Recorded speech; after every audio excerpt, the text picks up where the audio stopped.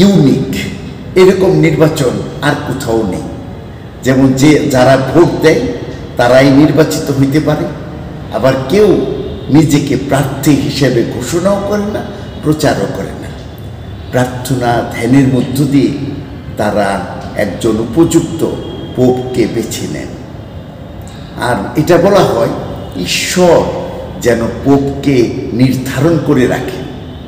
আর ধ্যান প্রার্থনার মধ্য দিয়ে কার্ডিনালগণ ওই ব্যক্তিকে বেছে নেন। আর সেটা আমরা উপলব্ধি করেছি, দেখেছি কত কার্ডিনাল ছিলেন লিস্টে।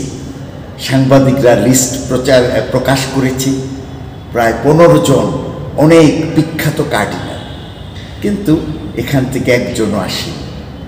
কারণ এটা তো পপুলারিটির কন্টেস্ট না, এটা হলো ঈশ্বর আমাদের জন্য একটা মহান পালককে দান করেন, আর কার্ডিনালগণ তাকে খুঁজে বের করেন প্রার্থনার মধ্য দিয়ে। আর পোপ ফ্রান্সিস এই সম্পর্কটাকে আরও গভীর করেছেন।